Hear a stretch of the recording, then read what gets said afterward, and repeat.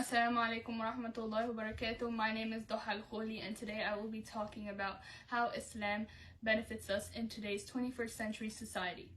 So Islam is a religion that was designed by Allah in order to fit the needs of society, both physically and spiritually.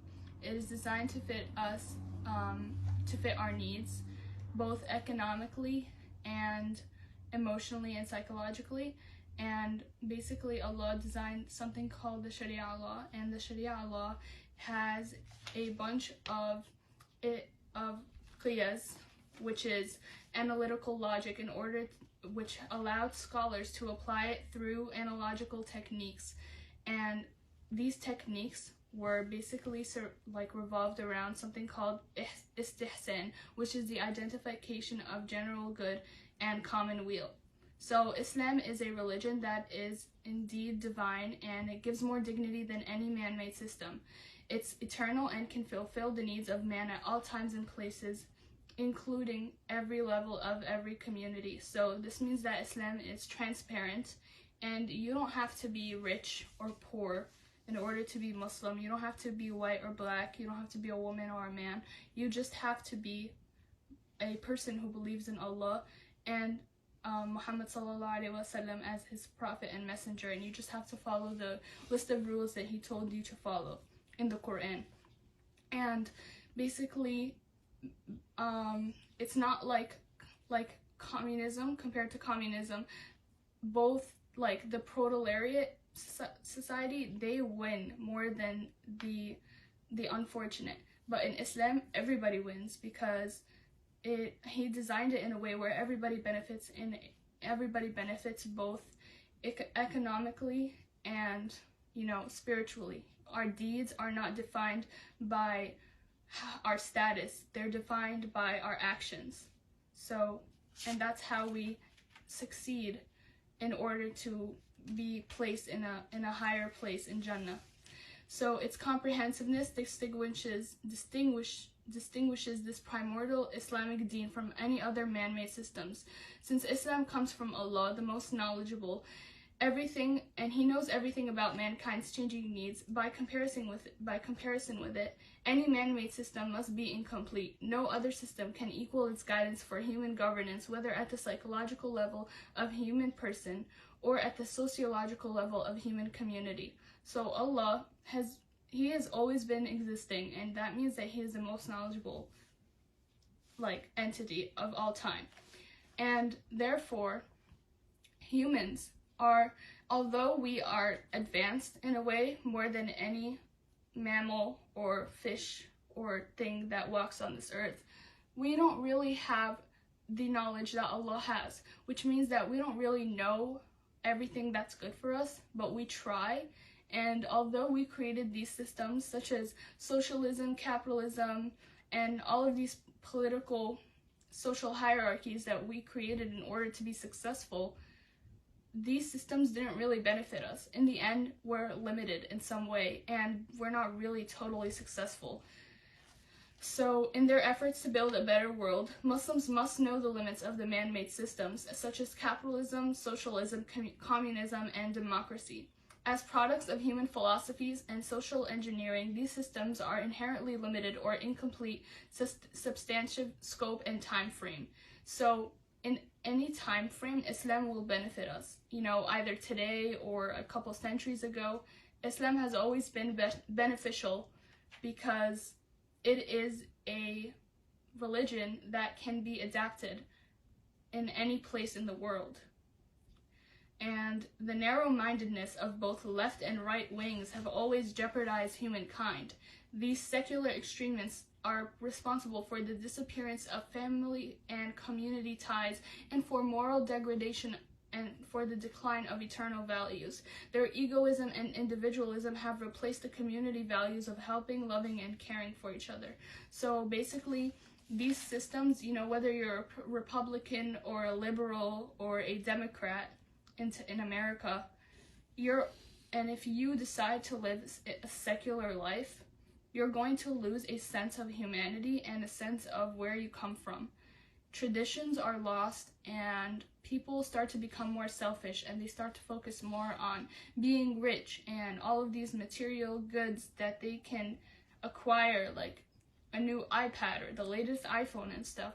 They think that these material items are conduits for our happiness, but really it's not that, because deep inside where we come from, that's what makes us happy. If we abide by these traditions and these rules that we were raised upon, and that every family member in our family tree was raised upon, we're going to end up being grounded in our life. And whenever we face problems, we can always look back to Islam, because that's where we really can find the solution. Because if we don't think in a spiritual way, if we don't really look out for ourselves and delve into our spirituality, we're going to end up not winning. Because what's the point of living if you don't care about your spirit, and if you don't care about the well-being of your soul and what comes after? Because although we don't really know exactly what's going to come after, we still know that there is going to be an afterlife, so we still have to care for our actions. All these man-made systems of economy, politics, and security undermine the basic human responsibilities of life and of Islamic law, namely the responsibility to promote the rights to life, community, freedom, dignity, knowledge, and private property. These secular systems spawned in modern Western civilization can be replaced by morally and spiritually based systems only when Muslims become aware that Allah has shown us the principles and strategy designed to liberate man from the clutches of shaitan. Truth and injustice can become governing values in the world only when Muslims revive their own heritage and apply the Quran and Sunnah to change themselves as the first step to change the world. So I'm not saying that we should abandon whatever society that we are placed in, because that would be wrong and that would be kind of archaic, but I'm just saying that we need to be grounded from where we came from. And Islam promotes knowledge. Like, if we go back a couple centuries ago, Islam was the most supporting system of knowledge in the world. And such advancements such as in medicine, math, and literature, these advancements today wouldn't have been possible without Islam.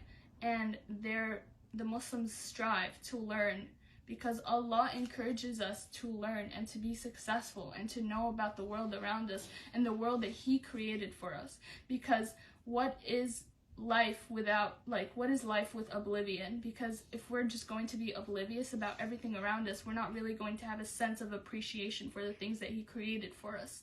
And once we learn more about the things that He created for us and utilize them, we're going to become successful, and therefore we get more deeds. Because, for example, in Dar al-Islam, they translated Greek literature classics to Arabic, and without these translations we wouldn't have the philosophical, humanism, and all these scientific revolutions and stuff wouldn't have happened in Europe like a couple centuries later without the translations that the Muslims have provided.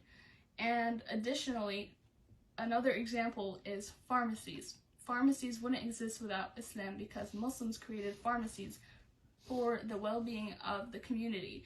If we keep on thinking about our community and how to help our community and serve it in a way where we would also get deeds from Allah, we are going to advance as a society. But if we just keep living in this individualistic mindset, and if we just keep on looking for ourselves and only finding ways to benefit ourselves and materials and stuff, we're not going to get anywhere, and we're just going to be stuck looking at things and trying to make things better for ourselves, and everybody else around you is just going to be dying and stuff. I mean, not dying, but society's just going to crumble. So we can't allow the society to crumble. We have to gather together, and we have to become more unified, because unification is the only way that is going to allow you to become a more successful and efficient society. Thank you.